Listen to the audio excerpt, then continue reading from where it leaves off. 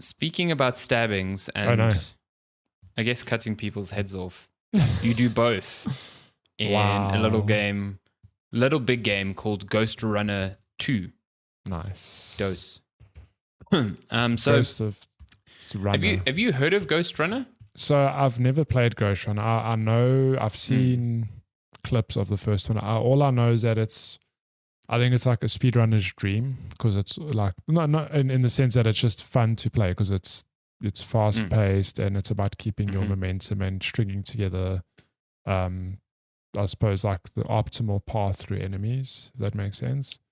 Yeah, sort of. I think it's less speedrunning focused than like a Puzzle solving. Neon White. Neon Okay. White Yeah, is yeah. specifically Yeah. It's more about just like movement and efficiency and like almost like puzzle solving. So you never played Hotline Miami, correct? I did. I played both. Yeah. Okay. So Ghostrunner is very Hotline Miami-esque. Where like you'll be thrown into a sort of small little arena or a little sandbox arena, and you've got enemies placed in different parts, and each enemy does a different thing. And you've got to kind of like surmise what is the best order to take these enemies out in, and also like how to efficiently get around the area. And it does this through a like first person, very parkour heavy veneer. And that's kind of what like Ghostrunner, the first one was. It was a lot of these smaller areas strung together. Its whole purpose was like just to move you from one little combat arena to the next and make like moving around feel very good. Ghostrunner 2 is that, but in an attempt to expand on that, they've kind of like grown out the story like way more. I mean, there was a story in the first one, but it was like barely there. In this one, you have a side cast of characters constantly talking to you, lots of exposition, lots of, I would say, attempted world building because I straight up do not know what the fuck's going on half the time. But in amongst that, you're in these much broader levels where you are doing a lot of parkour, moving between these combat arenas. And then when you do get to them, it is the same sort of like nice flavor of, take the enemies out in an order that you think is most efficient. So I think it retains a lot of what makes the first one really good. I think there's some pacing issues with its expansion into like a bigger sort of game, so to speak. Like you go for long periods of time where you're doing a lot of platforming and parkouring puzzles before you get to another point of like action, which I personally don't mind because I think the first person platforming is really good here. I think it feels very good. You're very empowered to do a lot of things like wall running and dashing in midair, and later on you're given powers that get used in like very inventive puzzle ways. Like I just finished a level where you get this ability to create like a clone of yourself that stays in place and you go invisible. But while that's pretty neat in combat because you can distract enemies, it's also used in puzzles where like a door is activated by a laser. So you can keep your clone on the laser and now the door is on. And then it's combined where like certain wall running platforms will only be active while this laser is active, but also they will alternate and turn on and off when the laser is not active. So you have to do the thing like you wall run or like you wall run, you jump, and in midair there's a laser. So you leave a clone midair nice. and then you wall run again now that the other platform is on, and then you jump off and you've got to like expel your clone so that the next wall run comes active. It's like very, very fast kinetic movements. And I think it works really well. There's a boss fight that later in that level takes place in like a sort of hacker view. Like if you're watching the video now, this is kind of where you are. You're like in a computer, so to speak. And there you can combine your abilities with another ability to like hack certain platforms into and out of existence.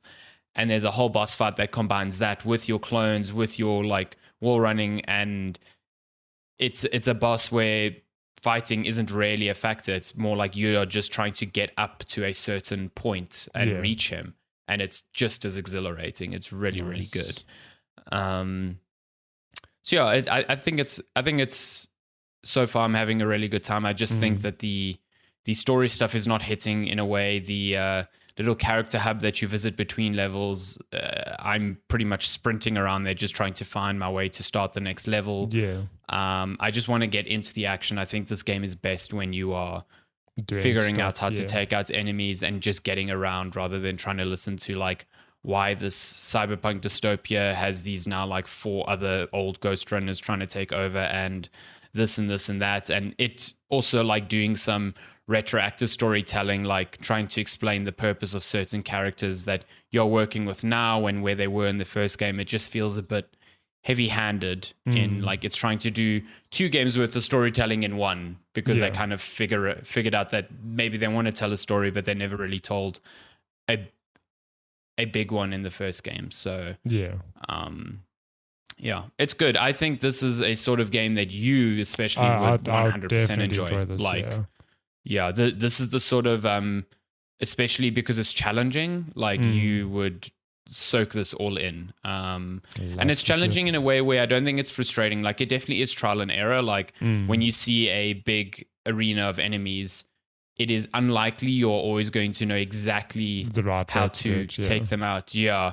You're more going to like run through, get killed by 1 or 2 and be like, okay, now I know he's there. I also know he's got this ability. I've got to maybe take him out first or stuff like that. And it feels so good when you figure things out. Like you can string together so many cool moves, like, I know, deflecting a bullet back at an enemy. And as soon as you've done that, you throw like a shuriken to another one that stuns them, which allows you to like grapple to them. So that lets you like get across a gap and then you slice them open immediately. And so like you die in 1 hit and all enemies die in 1 hit. So that, it evens the playing field. So you've got to be very careful about every single enemy.